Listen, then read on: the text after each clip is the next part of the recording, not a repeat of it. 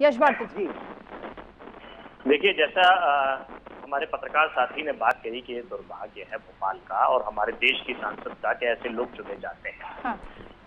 भोपाल में ही हेमंत करकरे जी की जो धर्मपत्नी है, उनके भाई का परिवार यहाँ रहता है और वो इन सब चीजों को जब पढ़ता होगा, सुनता होगा तो क्या बीतती होगी, ये हम सब कल्पना भी नहीं कर सकते कि एक तरफ उनके परिवार का व्यक्ति खत्म हो चुका है, उसके खत्म होने के इतने दिनों बाद जो उन्होंने शहादत दी है उसको अपमानित किया जा रहा है लगातार बार बार। और भारतीय जनता पार्टी के हमारे साथी सुमित उसका बचाव कर रहे हैं, खेद प्रकट नहीं कर पा रहे हैं।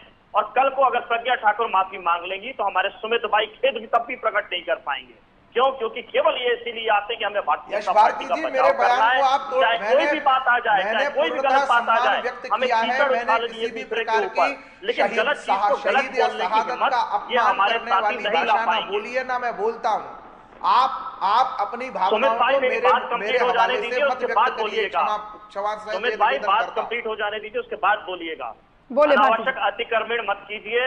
अनुशासित होने का दावे आप लोग करते हैं, लेकिन अनुशासित होने का कोई काम करते नहीं है आप लोग। तो सुनिए शांति से और बात करिए उस पर।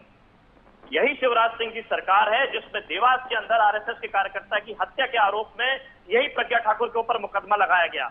तो क्या शिवराज सिंह चौहान कातिल है? कौन कातिल था? कहीं ना कहीं इस प्रज्ञा ठाकुर का चरित्र इस तरीके का है, आपराधिक प्रवृत्ति का है, इसीलिए इस पे हत्या का मुकदमा लगा और यही भारतीय जनता पार्टी की सरकार ने लगा। दूसरी बात, जो सुमित जी बोल रहे थे कि हिंदू आतंकवाद की बात गढ़ी, तो इनके गृह सचिव हुआ करते थे आर के सिंह जी, जो भारतीय जनता पार्टी से सांसद भी रहे और मंत्री भी बनाए गए। वो आर के सिंह जी उस समय अधिकारी थे। माफी मांगे वो इस बात के लिए कि उन्होंने फाइलों में दर्ज कराई इस बात को, हिंदू आतंकवाद शब्द को सबसे पहले आर के सिंह ने इस बात को कही। तो आज भारतीय जनता पार्टी क्यों उनको शामिल करके रखी? अगर हिंदू आतंकवाद की बात गढ़ने वाला उनकी पार्टी के अंदर है और सांसद बनाया गया आर के सिंह जी बिहार के अंदर से, तो ये दोहरे चरित्र जो भारतीय जनता पार्टी चल रही है, ये जनता को भ्रमित करने वाले ठीक है। सुमित जी जवाब देना चाहते हैं, बोले सर। और प्रज्ञा ठाकुर जी का कोई 5 काम ऐसे बता दें। ठीक है यश भारती जी, ठीक है सर। सुमित जी ये कह रहे हैं कि देखिए पार्टी की ओर से कहा जाता है इस तरह के बयान देने के लिए, सुर्खियों में रहने के लिए।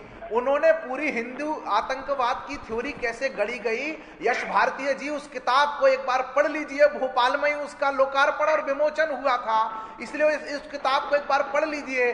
कैसे दिग्विजय सिंह जी ने, कैसे जो है चिदम्बरम ने, कैसे हिंदू आतंकवाद की थ्योरी गढ़ी गई और उसके जो इन्वेस्टिगेशन ऑफिसर्स थे उन्होंने स्वयं स्वीकार किया कि किस तरह का दबाव था। आरबीएस मणि की किताब को एक बार पढ़ लीजिए, इसके बाद इस तरह के अनर्गल बयान व्यक्त करिए जो आप आर के सिंह जी को लेकर के कह रहे हैं। जब सरकार के इशारे पर सरकार द्वारा प्रायोजित किसी आतंकवाद की थ्योरी को गढ़ा जाता है, उसके बाद में अफसरों की हिमाकत या हिम्मत नहीं रह जाती है। ठीक है यश भारती जी एक और सवाल कर रहे हैं सुमित जी आपसे। बात स्पष्ट कर दी है जो किताबों में आ गई है, कृपा पूर्वक एक बार उन असरकारी बयानों को भी पढ़ लीजिए तो आपके ये ज्ञान चक्षु शायद खुल जाए।